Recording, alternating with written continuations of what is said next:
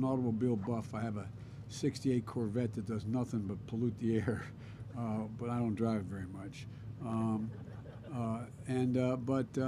I brought together the automobile manufacturers.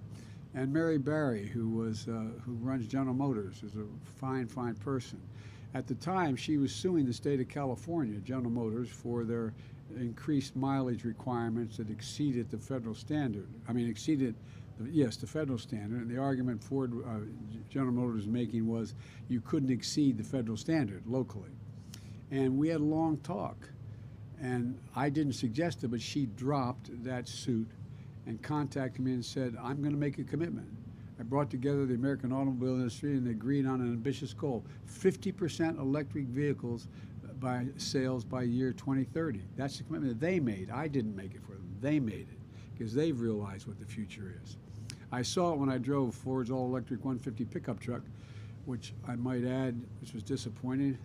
It's faster than my Corvette. You think I'm kidding? It's a 4.2.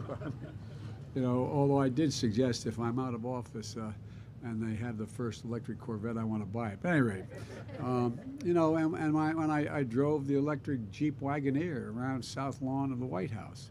You know, to date, automakers have announced investments of more than $100 billion in EV manufacturing. $100 billion. That's along with us setting ambitious standards to cut pollution in cars and trucks, to boost fuel economy standards, which we're going to be announcing very soon, upping the mileage requirement for the minimum mileage requirement. But that's not all. The bipartisan infrastructure law, which the folks behind me are the reason why that occurred, I signed, provides billions of dollars for a nationwide network of 500,000 charging stations. 500,000. And with electric school buses. By the way, went down to North Carolina. You should see the factory down there. These buses, they have electric vehicles. It has a platform, folks, from me to you, about that thick, weighs about 6 zillion pounds. No engine, nothing else. That's it. But it's all electric, all electric. And guess what? We're going to eliminate tens of thousands of diesel school buses, which pollute the air and pollute the lungs. And look, industry, this industry and union workers are all stepping up. And there's a lot more. Here in Washington State, you're going to triple the federal commitment to your link. We're going to triple the federal commitment to your link light rail system, speeding progress in the largest transit. As my colleagues in the Senate will recall, I was referred to as Mr. Amtrak. I've taken over 1,200,000 miles in Amtrak, commuting every token for 36 years. Every single day the Senate was in session to go home and see my kids. But the folks, you know, it's a simple proposition. Most people don't realize it. Given a choice to go from point A to point B and rail, electric rail, or drive your automobile, if you can get there fast or faster on rail, you take the rail. The estimates will take millions of vehicles off the road. The largest transit construction project in the country that runs entirely on clean energy. The bipartisan infrastructure law provides $66 billion. It's passed, $66 billion for freight rail, $39 billion for public transit, $10.6 billion for clean electric buses, and $2.5 billion for clean ferries on my coast of Delaware and out here for you all. This will take millions of cars worth of pollution off the road and get people to places quicker. You know, look, I think one Amtrak train carries as many passengers, I know the statistics, as 6 lanes of a major interstate highway. That's how many passengers it carries. Look, it matters. We saw new standards, we set new standards, we slashed methane and brought over 100 nations together when I was at the big meeting we had in Europe. 100 nations around the globe. And I got them to, there's 2 things I was able to accomplish. One, I got a pledge from, I think it was 144 of them, that they would eliminate methane and do the same thing we're doing to keep it. It's the most damaging of all the pollutants that are going up. We also set new standards for super polluting HFC emissions. Remember the big fight we had?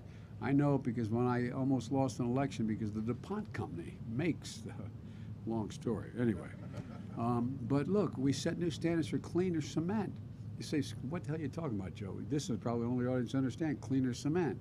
Cement is an incredible pollutant, an incredible pollutant. And it matters because cement's responsible for 8% of the global climate emissions. Cement. I got to admit to you, as long as I've been involved in this, until 2 years ago, I didn't know that. And we're delivering across the country.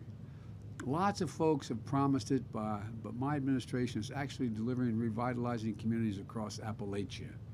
Look, folks, I come from Scranton, Pennsylvania, where I was raised. The reason I got to Delaware is coal died. My dad was not in the coal mines, he was in sales, but the whole economy died. And, you know, I understand why in places like West Virginia and southeastern Pennsylvania, and why people were worried about doing away with coal. You know, but it's their jobs. They don't know what they're going to do. But guess what? In the bipartisan infrastructure bill, the law is going to help us cap and seal abandoned mines. Mines. Cap and seal them. They're no longer going to see pollution into the air or the water. The law is putting abandoned mine workers to work at the same salary they were working digging the mines in the first place.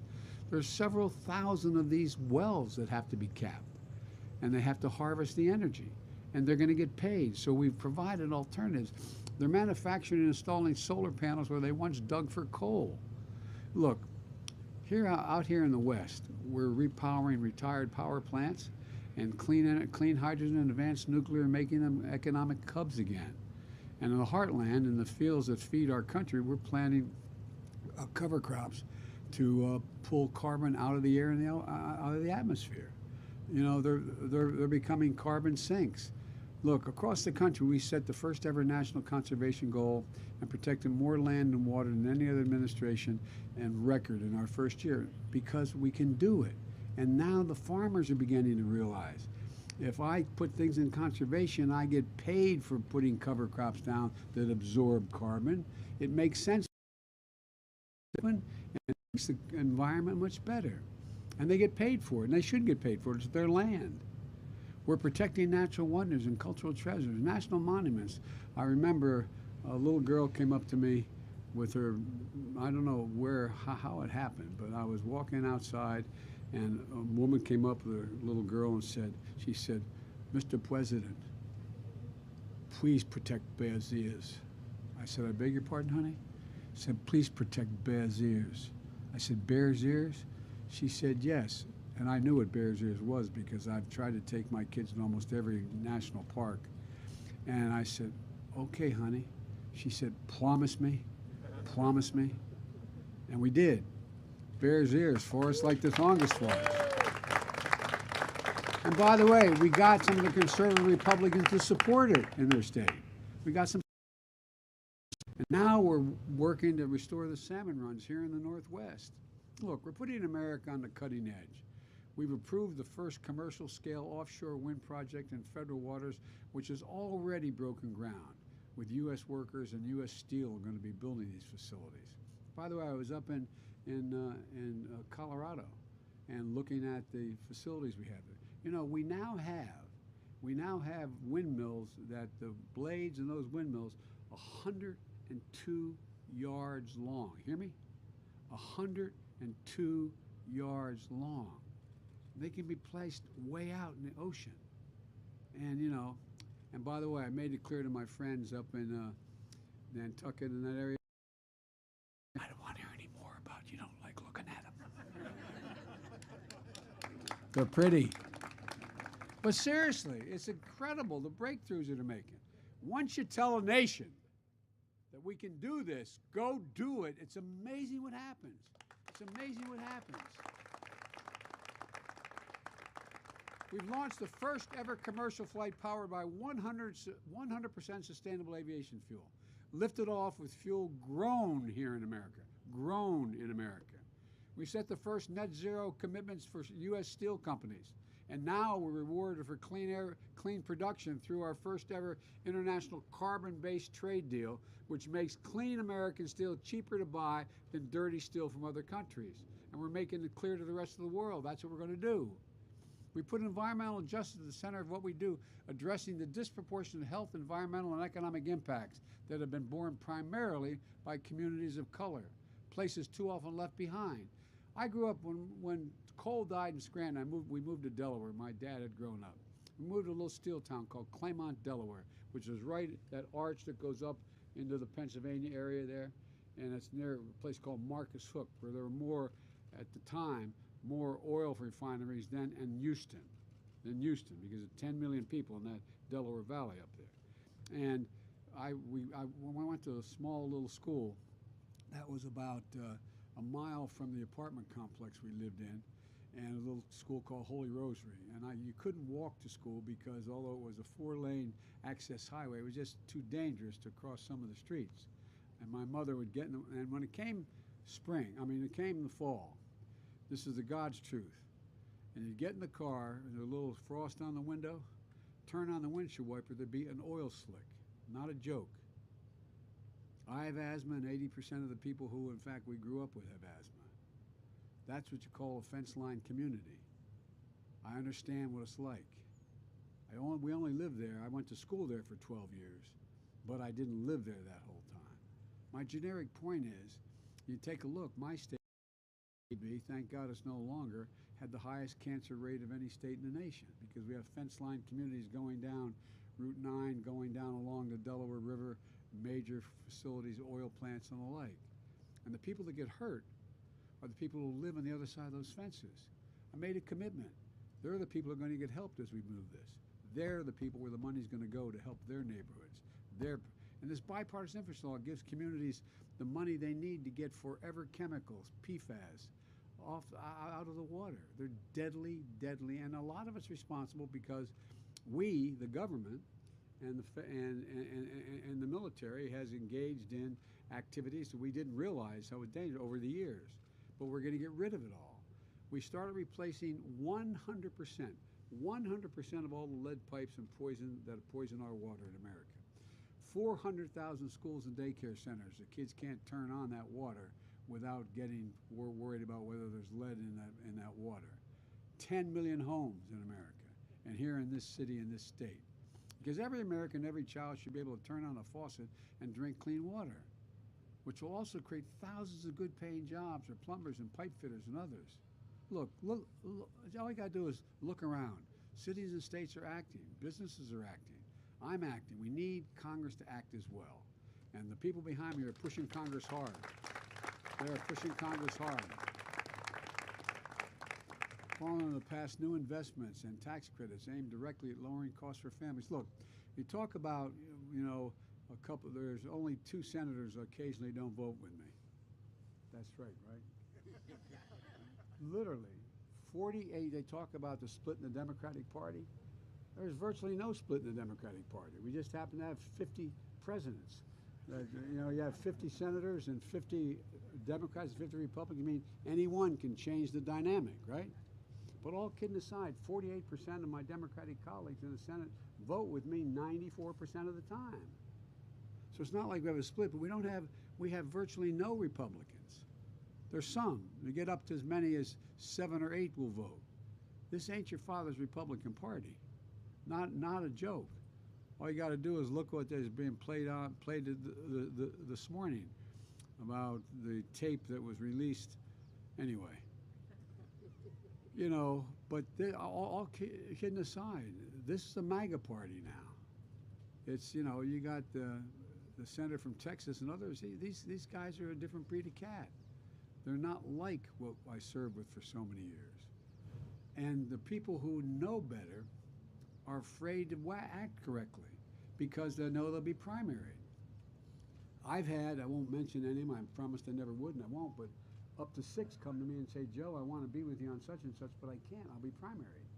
I'll lose my race. So folks, this is going to start to change.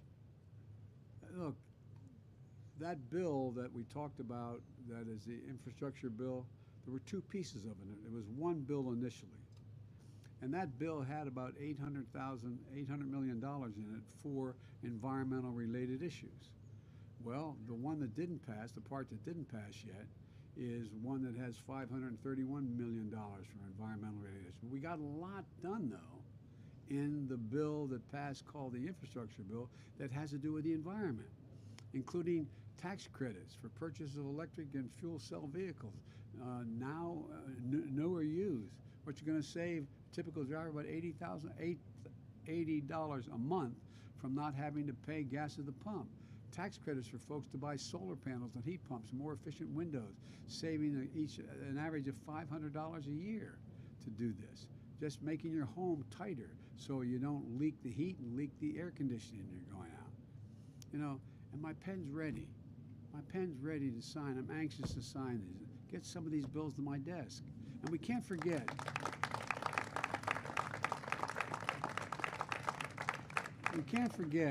that achieving our ambitious climate goals is going to require nature itself to play a role.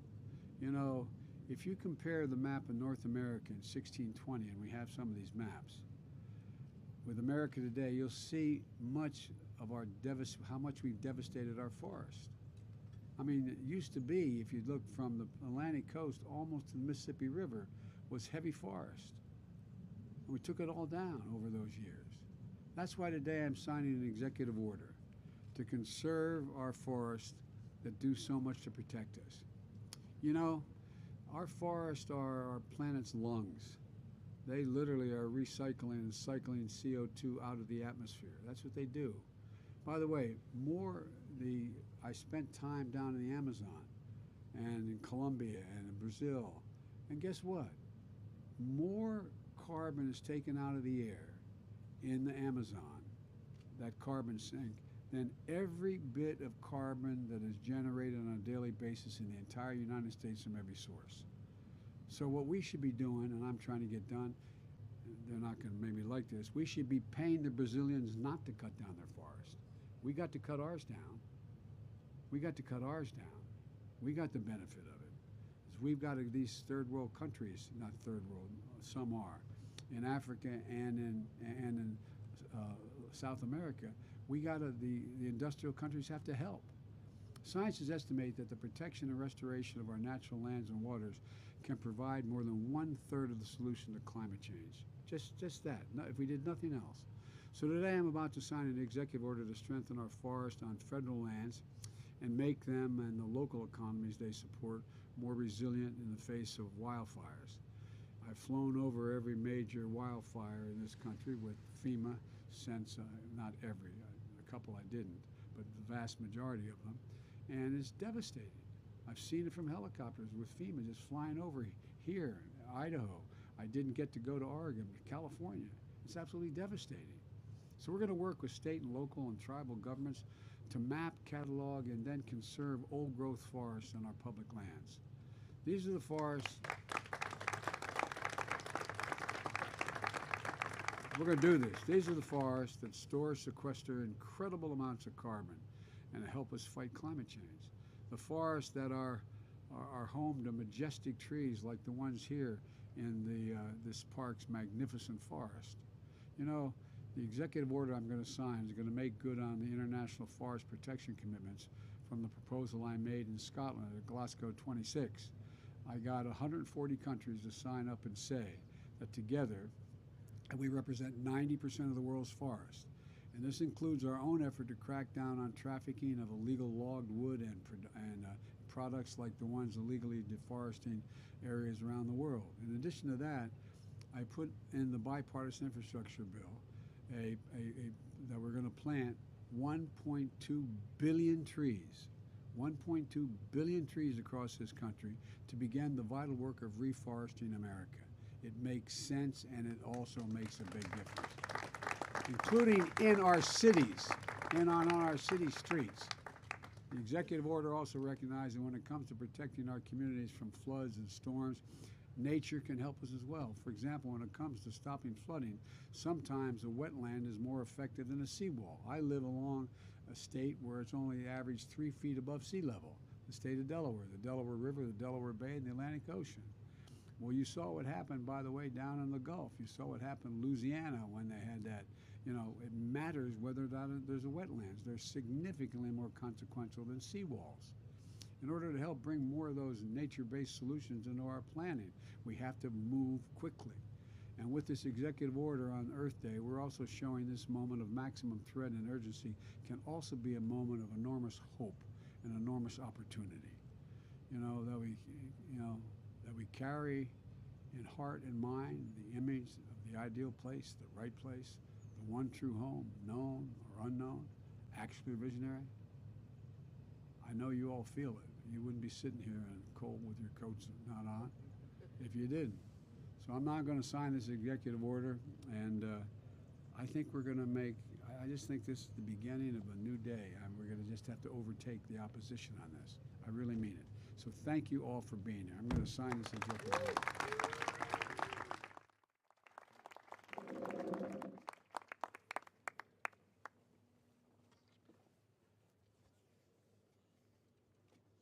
Strengthening the nation's forest, communities, and local economies. And it's all about planting about 1,200,000,000 trees. So, and by the way, anybody bring their shovels? All right.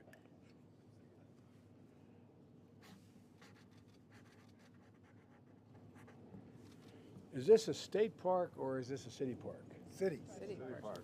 Mr. Mayor. Yes, sir. Let me give you. Right here, Right here, it's right behind you. Thank you. There you go. All right, nice job, Bruce. Thank you. And by the way, you notice who runs the Department of Interior now. All right. Good call. All right. Well, thanks. Thank you, Mr. President.